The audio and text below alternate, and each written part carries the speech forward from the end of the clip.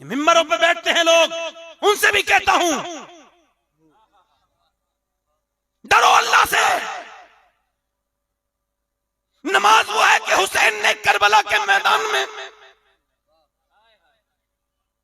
जब हुसैन सजदे में सर रखे हुए हैं तो बराबर में बेटों की लाशें हैं, उनकी लाशों पर घोड़े दौड़ रहे हैं, उनकी हड्डियों की टूटने की आवाज आ रही, मगर मेरा हुसैन सजदे में है।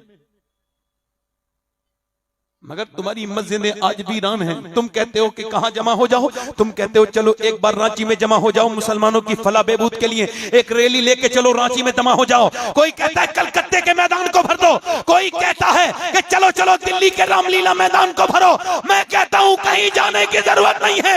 अगर तुम अल्लाह को राजी करना चाहते हो, किसी मैदान को ना भरो, अपने पड़ोस की मस्जिद को भर दो, अपने मोहल्ले की मस्जिद को भर दो, तेरा अल्लाह तुझसे राजी हो जाए।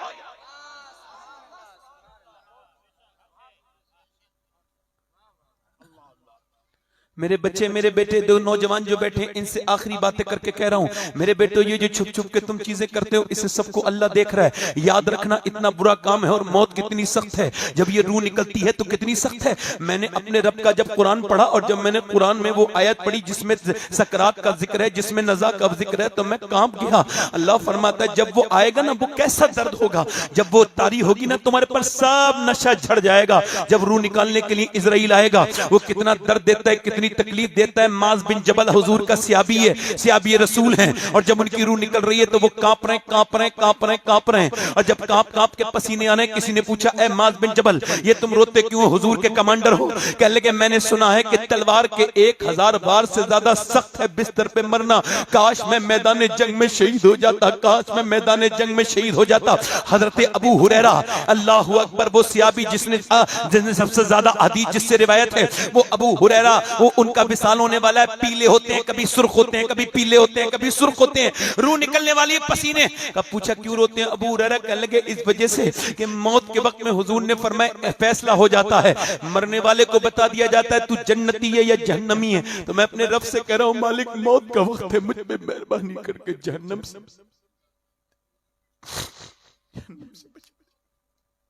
कितनी सख्त है आखिरत, बहुत सख्त। उमर फारूक आजम रो रहे हैं, कह रहे हैं, जब वो रो रहे हैं तो हजरत अली कहते हैं यार मैंने हुजूर से सुना है कि तेरे नाम, तेरा महल जन्नत में बना हुआ है उमर, तेरा महल। कि तू गवाही दोगे अली? कहां? फिर जब हजरत अली चले गए तो अपने बेटे से कहा मेरा सर इस पे रख दे। कहा? इस खाक पे रख दे। क्यों कर रख दे? खाक पे रख दिया।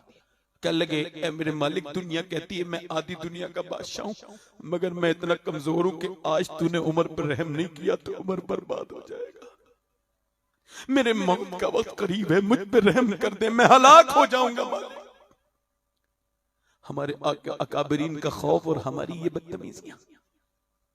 आज अपने मोबाइलों को लॉक लगा के रखने वालों, कल अल्लाह तो तुम्हें देख रहे हैं ना, कल पता चलेगा। अल्लाह से तौबा किया करो, डरो, उससे कहो मालिक माफ कर दे, बस मौत बड़ी सख्त है, आखिरत बड़ी सख्त है। ये आखिरी बात आपको बयान करके और अपनी बात को मैं बिल्कुल खत्म कर रहा हूँ। हुजूर फरमाते हैं एक औरत थी, इतनी खूबसूरत औरत, बनी इसराइल में उलमा ने लिखा है कि उससे ज्यादा खूबसूरत लड़की उस इलाके में कोई नहीं थी। इतनी हसीना थी, शहंशाह वो ऐसी जो है वो मलिका थी हुस्न की कि उसने सारे बड़े बड़े लोगों को अपने जाल में फंसा लिया था और सब उसके कोठे पे आते थे।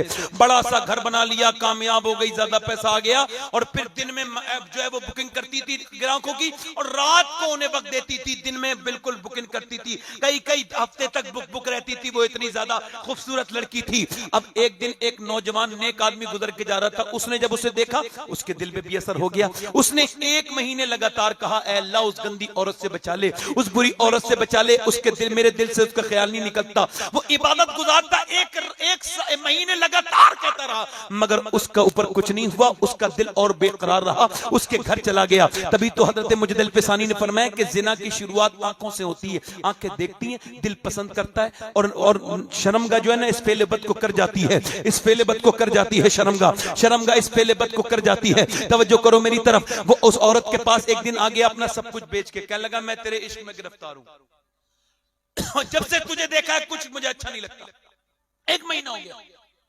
उसने कहा अच्छा कहां? कहा तो फिर पैसे ले लिए उसने, रात को आ जाना। वो रात को गया, कमरे में जब पहुंचा ना लड़की के पास तन्हाई में, तो लड़की इसके करीब और ये लड़के करीब। तो इसने जब लड़की ने जब इसके हाथ रखा ना तो ये कांप गया और ये पसीने में नहाने लगा। पूछा क्या हुआ? कि मेरी तबीयत खराब हो रही है, मैं जा रहा हूं। का तबीयत तो यहाँ ठीक हो जाती है अच्छों की, तू यहाँ तो गम के मारे ही आते हैं मेरे कोठे पर, तू क्यों ऐसा कर रहा है? सही बता वरना जाने नहीं दूंगी। का सही पूछना चाहती है? कहां का सही पूछना ये चाहती है। तो सुन, जब तूने मेरे हाथ लगाया तो मुझे याद आया कि मैं जब सजदा करता हूं तब भी मेरा अल्लाह देखता है, और जब मैं तेरे हाथ लगा रहा हूं तब भी मुझे मेरा रब देख रहा है। बस ये कह के बोला मैं जा रहा हूं। इतना बेगैरत नहीं हूं कि अल्लाह के देखते हुए बुरा काम करूं। वो तो चला गया। वो जब चला गया ना, तवज्जो, वो जब चला गया ना तो ये रो गई, इसके दिल पे असर हो गया। वो अपने आंसुओं से इसका दिल धो गया। बोली अल्लाह मैं तो इतनी गुनहगार हूं। एक दिन आया था उसने मुझे हाथ तक नहीं लगाया। मेरे मालिक मैं कितनी गुनहगार हूं, मुझे तो पूरी जिंदगी हो गई। रोती रही, काम बंद कर दिया, रोती रही। किसी ने एक दिन कहा मूसा के पास चले जा। मूसा तकरीर कर रहे थे, जैसे मैं बैठा हूं ना वैसे ही मूसा तकरीर कर रहे थे, और एक आदमी आया, कहने लगा फलां गंदी वो औरत आपसे मिलना चाहती है। तबाय आपने भगाओ से मेरे पास क्यों आई है? उसने ये सुन लिया, वो बेवकूफ था, उसने बीच मजमे में कह दिया। अब वो उन्होंने सुन लिया, वो चली गई दरवाजा बंद करके, बोली मालिक मूसा ने तो भगा दिया। मूसा तो मुझे अपने करीब नहीं आने देते। ये बता अगर मूसा ने भगा दिया तो मैं यहां आ गई, अब तू भगाएगा तो कहां जाऊंगी? सारी कायनात तो तेरी है, मुझे माफ कर दे मेरे मालिक। अगर फिर वो रो के फूट के रोने लगी, कहने लगी मालिक अगर मेरे जैसी कमीन घटिया औरत कोई नहीं तो तेरे जैसा करीम भी तो कोई नहीं है। या अल्लाह ये बता मेरे गुनाह ज्यादा है या तेरी रहमत ज्यादा है? मुझे माफ कर दे मेरे रब, मुझे माफ कर दे मेरे रब। मैं गुनहगार हूं, पूरी जिंदगी गुनाहों में गुजर गई। ऐ मेरे मालिक मुझे फजल कर दे, मुझ पे मेहरबानी कर दे, मुझ पे रहम कर दे। वो रोती रही, दरवाजा हल्के से धक हुआ। बोली कोई गिराक आया है, दरवाजा खोलूंगी नहीं। ऐ मेरे मालिक मुझे बचा ले, ये कोई गिराक है मुझे बर्बाद कर देगा। मैं फिर गंदा नहीं होना चाहती, मगर फिर दरवाजा जोर से खटखटाया गया तो इसने डर के कहीं दरवाजा टूट ना जाए, दरवाजा खोला तो सामने मूसा अलैहिस्सलाम खड़े थे। कहने लगी आप क्यों आ गए? आपने तो मुझे भगा दिया था, आप क्यों आ गए? मूसा ने कहा मुझे क्या पता, अल्लाह ने अभी जिब्राइल को भेजा है और कहा है मेरी बंदी से कहना वो जो छुप के रो रही थी ना उसके मालिक ने आंसुओं को कबूल कर लिया है, आंसुओं को कबूल कर लिया है। उसके आंसुओं से उसके सारे गुनाह माफ कर दिए, सारे गुनाह धो दिए, सारे गुनाह धो दिए। मूसा से कहने लगी वो इतना करीम है कहां, इतना करीम है कहां, वो इतना ही करीम है। या अय्युहल इंसान मा गर्रक बिरब्बिकल करीम, इंसान अपने करीम रब की तरफ पलट जा। याद रख 4 लोग तुझे कब्र में डाल के आएंगे, फिर तौबा का कोई वक्त नहीं होगा। आज अपने रब को मना ले।